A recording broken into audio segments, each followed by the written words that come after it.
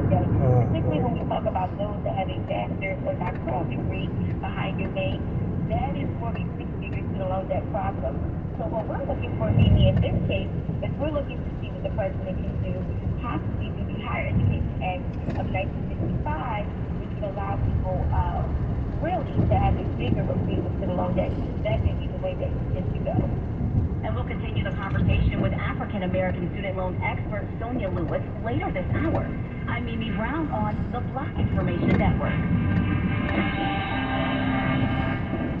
Looking for ways to support your community? 51% of all food programs in the Feeding America network are volunteer-run. Learn more about how you can play an important role in ending hunger at feedingamerica.org.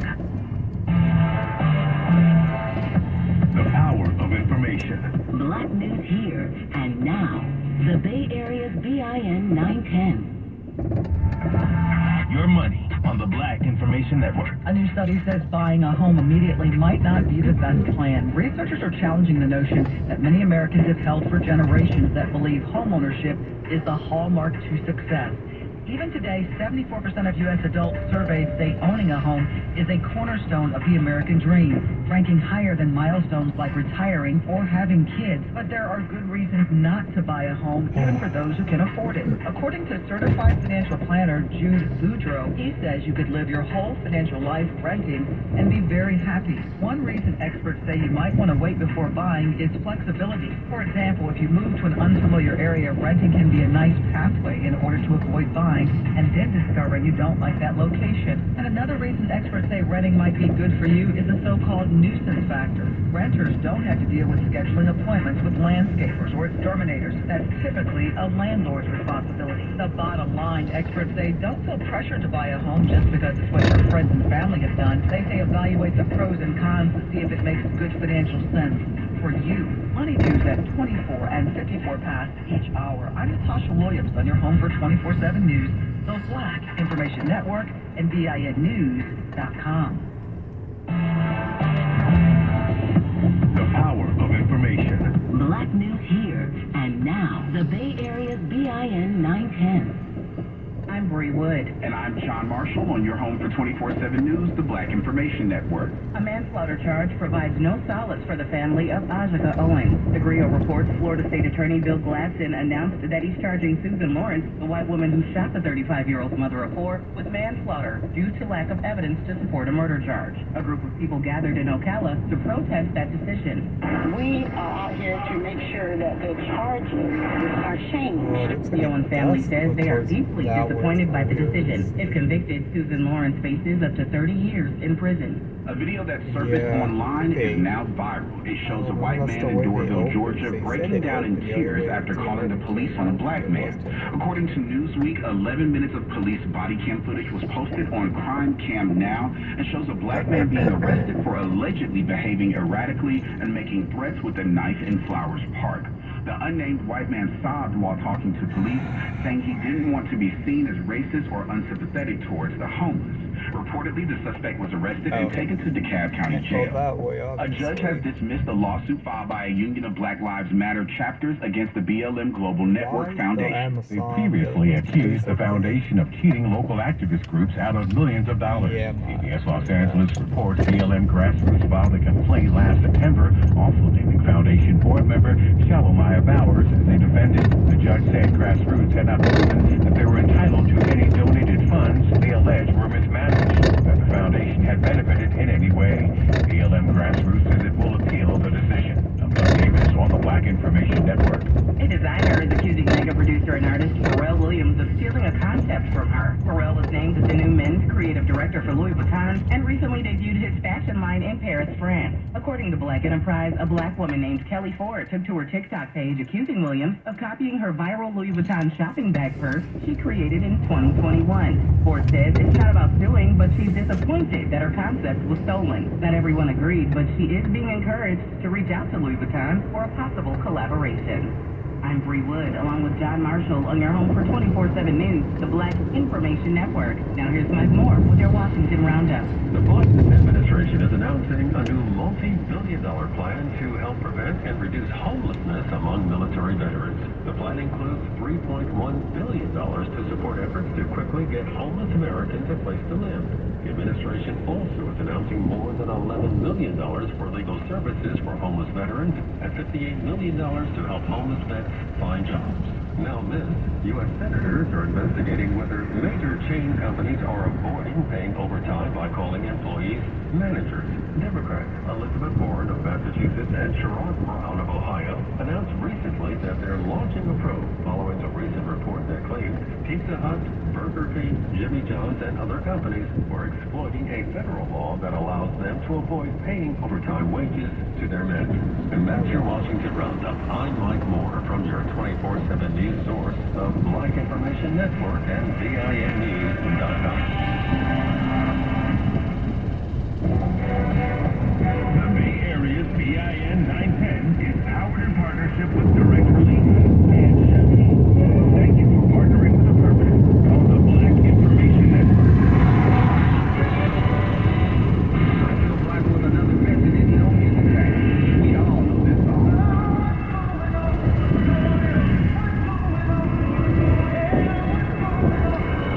That's Marvin Gaye's What's Going On, recorded in 1970. It's a song about war, racism, and things African Americans were going through at that time. Now on background vocals of this song were legendary Detroit Lions Slim Barry and Mel Farr. After he recorded the song, Gaye told Barry and Farr he wanted to try out for the Detroit Lions. Because Lions coach Jim Smith was a fan of Marvin, he agreed to take the meeting, but when he found out he had never played football, not even in high school, he said no to a tryout.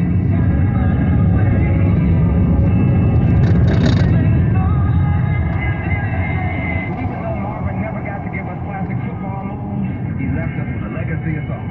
I'm Bill Black, and that's another Bet You Didn't Know music fact on the Black Information Network. I'm Doug Davis, and here's the latest from the Black Information Network. Democrats are condemning the Supreme Court's ruling that affirmative action in college admissions is unconstitutional. Senate Majority Leader Chuck Schumer said the ruling puts a giant roadblock in our country's march towards racial justice. The Supreme Court today ruled admissions policies at the University of North Carolina and Harvard were unconstitutional. Hollywood writers have been on strike for just short of 2 months.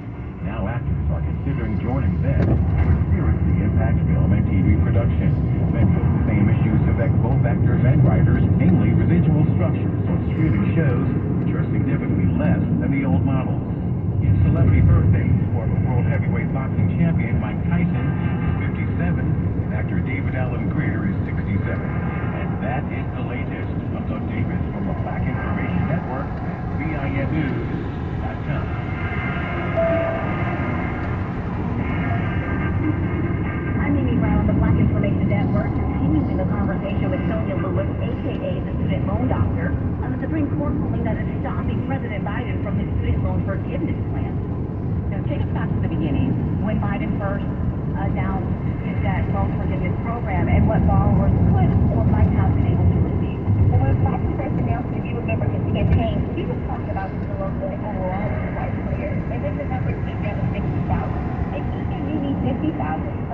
Really excited about because that is the number of like a lot of African Americans, right? But then when the number got lowered to 3,000, or people are calling it 20,000, like, okay, we'll pay me.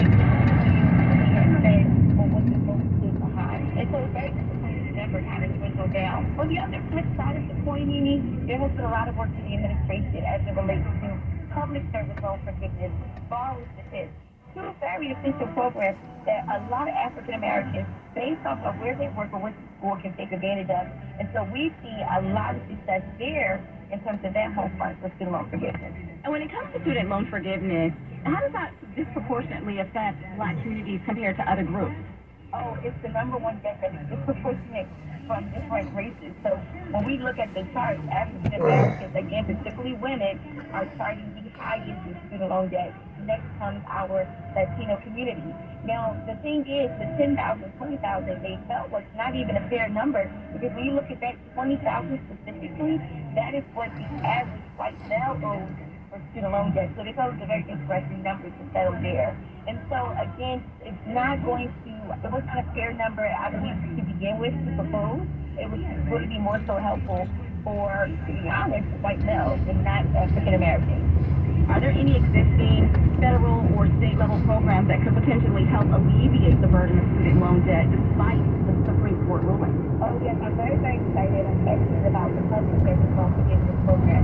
This is the number one program I believe that is going to help our community, the Black community, get out of student loan debt. And what that looks like is the next person works for a public service job, government, nonprofit, education, healthcare, they can be eligible through their working efforts to secure loan forgiveness. Now, what's really cool is the Biden administration has received what we call a big issue. So if you have one of these qualifying organizations, see the option stepping forward, as soon as you hit 10 years of work, even if you had not made a payment on your loan fee, you can be qualified for loan forgiveness. So I would tell people that if you are eligible, you may have been eligible in the past, it is not too late to still apply. There are still accepting applications. Sonia Lewis, always a pleasure to speak with you, the student loan doctor. Please let our listeners know where they can find you. Sure. Please locate us. We are very popular on social media, particularly Instagram, the student loan doctor. Our website is drpleasehelpme.com. Thank you so much. It was a pleasure talking to you today. Thank you, Mimi. I'm Mimi Brown on the Black Information Network.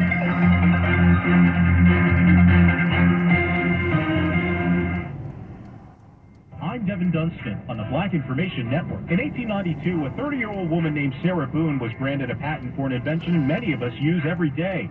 Born into slavery in Craven County, North Carolina, Sarah Boone is credited with inventing the ironing board. In her patent application, she wrote, "The purpose is to produce a cheap, simple, convenient, and highly effective device, particularly adapted to be used in the ironing of sleeves and bodies of ladies' garments." Before Sarah Boone's great idea, most people would iron their clothes on a simple board. Her invention featured a narrow, curved design that is still used today. The ironing board that the former enslaved African-American designed made it easier to iron clothing, especially women's garments. Over the years, the design would evolve somewhat, but the ironing board that we use today is essentially the same idea that was patented in 1892. Now, more than 125 years later, Sarah Boone is remembered as a black woman who invented the ironing board. And that's a fact. I'm Devin Dunstan on the Black Information Network. Black news impacting your town, Your world, your voice. The Bay Area's BIN 910. I'm Natasha Williams on your home for 24/7 News, San Francisco's BIN 910. The University of California system is responding to the U.S. Supreme Court's ruling that overturns affirmative action at colleges and universities. In a statement, African-American UC President Michael Drake said, "We are disappointed in the U.S. Supreme Court's decision to bar the use of race in college admissions." Drake added that student diversity remains a top priority at the University of California. He said attracting, supporting, and retaining a diverse student body leads to better quality instruction and educational outcomes, significant community benefits, and overall fairness. Governor Gavin Newsom is doubling the number of state police officers in San Francisco as the city continues to try to stop fentanyl dealing. The move comes after Newsom deployed the California Highway Patrol to help SFPD in extra enforcement operations last month in the Tenderloin and south of Market neighborhoods. Newsom is sending additional California Highway Patrol officers and California National Guard members. A spokesperson for Newsom says that 7 to 10 CHP officers have been working on the operation since May, and that will increase from just over a dozen to up to 20 officers a day. And in nearby Santa Clara, they say the war on fentanyl is fought on two fronts. According to NBC Bay Area, key messages Thursday from local Mexican authorities doing to battle the opioid epidemic. This as a dire warning is issued from local leaders that the fentanyl crisis could skyrocket with the arrival of summer. We worry that during that time we're going to see more use of fentanyl in our community.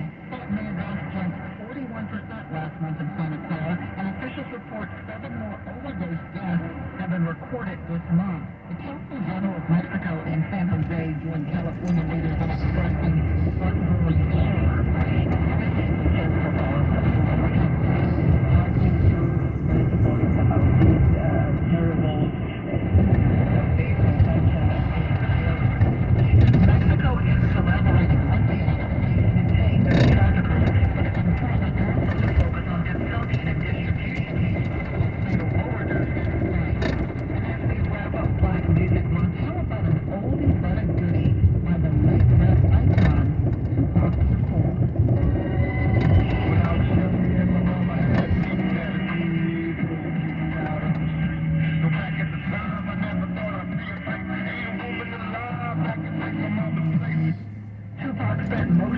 1990s in Oakland, running influence in the southern San Francisco area are Of course they do that, you know. Boulevard between Grand Avenue and Van Buren is now named Tupac Shakur Way.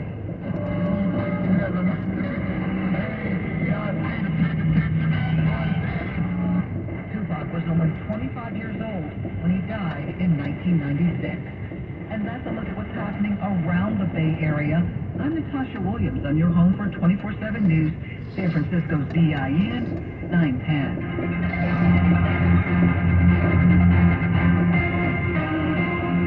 Telling our stories is more important than ever, and the NABJ is committed to training and supporting Black journalists, media professionals, journalism students, and educators. Learn more at nabj.org. The power of information. Keeping you up to date on the Black Information Network. Bay Area, BIN 910. 23andMe's African American Genetics Project study revealed that 48% of Black Americans wish to learn more about their genetic history, but worry about the security of their DNA. We asked 23andMe's Chief Privacy Officer, Jackie Cook, how customers can choose which information they learn from their DNA and which information they share. We actually have several different services. One that provides ancestry and trait information only, and then we have other services that additionally provide health-related information that's based on your genetics. You can choose to have 23andMe present to you other genetic relatives that are in our database. And this is a personal choice. Some people want to find more relatives, others don't. And so to participate, you have to opt in. And when you do, the only genetic relatives that would be presented to you are also other customers that have chosen to participate. To learn more about DNA privacy policies, visit 23andme.com. 23andMe is a proud founding partner of the Black Information Network. Supposedly, Bank of America Corporation is proud to be a founding partner who shares and supports the mission of the Black Information Network. Keeping you up to speed. yeah, you can't. There's plenty of room. You're right. What's going down in our community? There's a right there, Caucus but has sent a letter to President Joe Biden urging him to address bias and he's really stupid. Look at the mirror. He touches his tail light. But he thinks he can do it. So stupid.